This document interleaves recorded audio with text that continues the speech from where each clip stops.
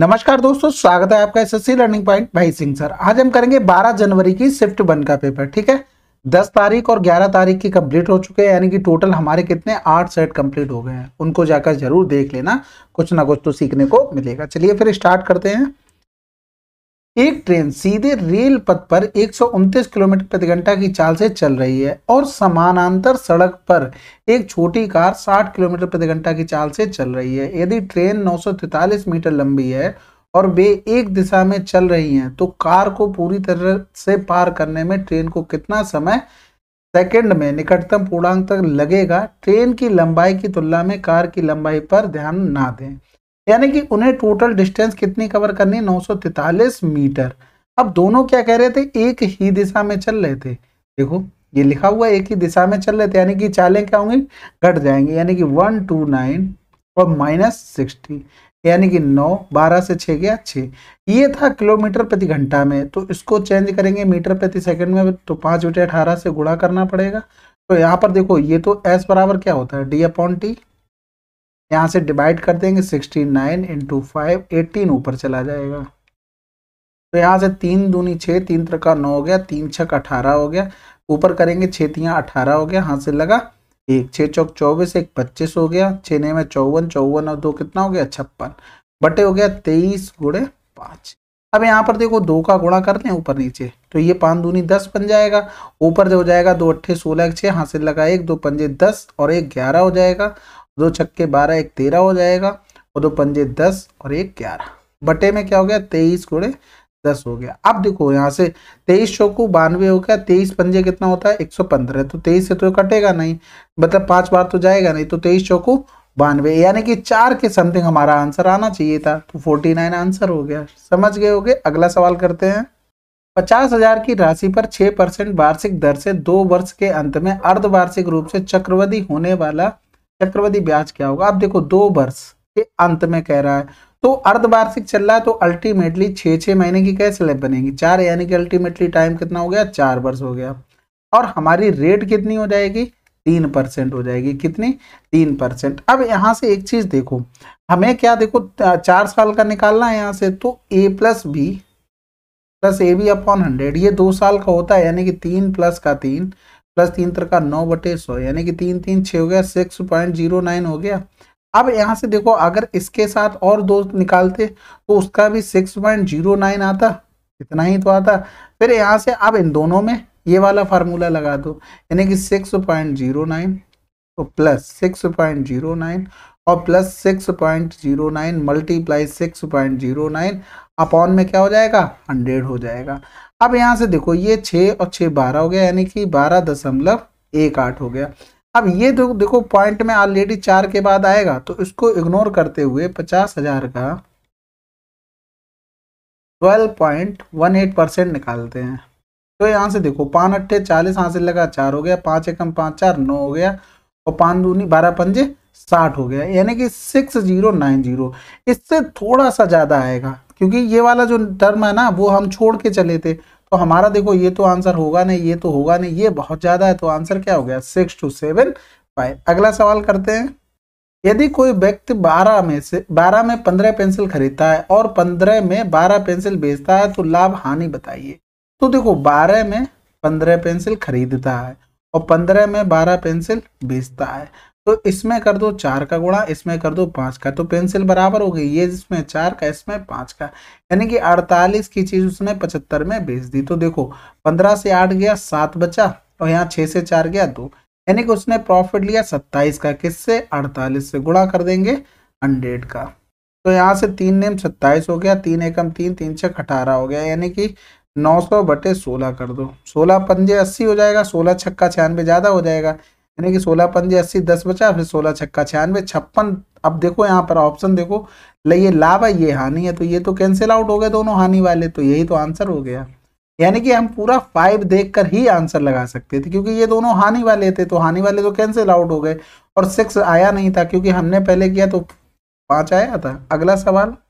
अब यहाँ से देखो x का मान हमेशा याद रखो, रेशियो दिया जाए तो इसका दूर वाले से दूर वाले का गुणा होगा और पास वाले का पास में, यानी कि ये इधर x पहुंच जाएगा, यानी कि 15 × 5 = 75, 45 आंसर। अगला सवाल।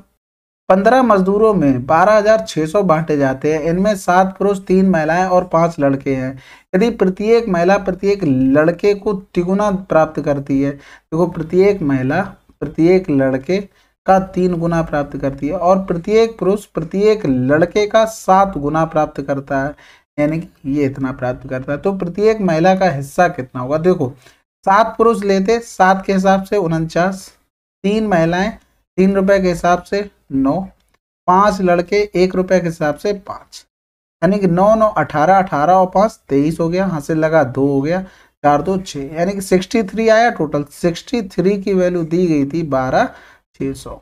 अब पूछा गया था कि प्रत्येक महिला का हिस्सा कितना था, 3 था, यानी कि 3 दूनी 6 हो गया, 3 एकम 3 हो गया, 21 छक्का 126। अगला सवाल, यदि किसी घन के सबसे लंबे बिकड़ की लंबाई इतनी है तो उस घन का आयतन क्या होगा। तो देखो √3a बराबर, पेन ना चलाने वाले सवाल है ये, तो a बराबर 6 हो गया, वॉल्यूम क्या होगा a⁻3 आंसर। अगला सवाल, मेहुल 5,60,000 रुपए में एक घर खरीदता है, वह इसे पुनः निर्मित करता है और अंततः इसे इतने रुपए में बेचता है, कार के मूल्य में प्रतिशत वृद्धि बताओ।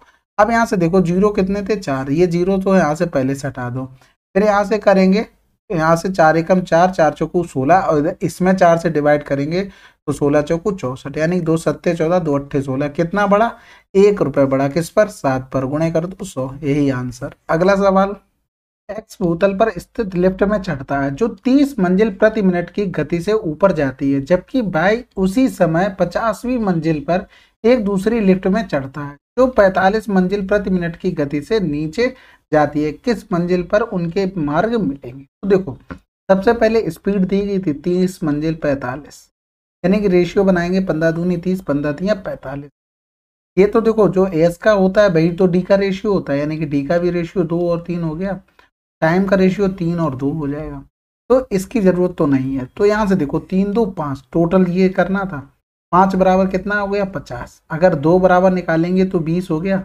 अगर मान लो देखो 20 मंजिल आंसर आ चुका है, अगर मान लो तुम इससे निकालते तो 3 बराबर कितना आता 30 आता, तो वो 30 मंजिल नीचे आ गया होगा ना, 50वीं मंजिल पे बैठा था, तो 50 - 30 कर देते तो आंसर क्या आ जाता 20 मंजिल। अगला सवाल, आरव और दुर्गा मिलकर एक काम को 33 दिनों में कर सकते हैं। उन्होंने 15 दिनों तक एक साथ काम किया और फिर आरव ने काम छोड़ दिया और शेष काम को दुर्गा ने अकेले 30 दिनों में पूरा किया। आरव अकेले कितने दिनों में कुल काम कर सकता है। देखो आरव और दुर्गा 33 दिनों में कर सकते हैं, उन्होंने 15 दिनों तक एक साथ काम किया, यानी कि आरव और दुर्गा का यहाँ से 15 हटा देंगे तो 13 से 5 गया 8, 2 से 1 गया 1, 18 दिन का काम बचा हुआ था। अब ये काम आरव ने काम छोड़ दिया, शेष काम दुर्गा ने किया कितने दिनों में 30 दिनों में, यानी कि यहाँ से अगर एलसीएम निकालेंगे तो 18 पंजे 90, 30 तिया 90, यानी कि दुर्गा की इफिशियंसी 3 है तो आरव की 2 आ गई, यानी कि दोनों की इफिशियंसी 3 2 5, टोटल कितने दिनों में काम हो रहा था 33, ये तो आ गया टोटल वर्क। तो कह रहा था आरव अकेले कितनों दिनों में कुल काम कर सकता, तो आरव की इफिशियंसी 2 से भाग करना था, यानी कि 5 15, 5 15 1 16 आंसर। अगला सवाल, 5,000 रुपए पर अंकित मूल्य के 1 दर्जन पतलून के जोड़े पर 16% की छूट है, 2100 रुपए में कितनी जोड़ी पतलून खरीदी जा सकती हैं। तो देखो 5,000 पर 16% की छूट है, यानी कि कितने रुपए में चीज दी जा रही है 84%, ठीक है, इतने रुपए की चीज है।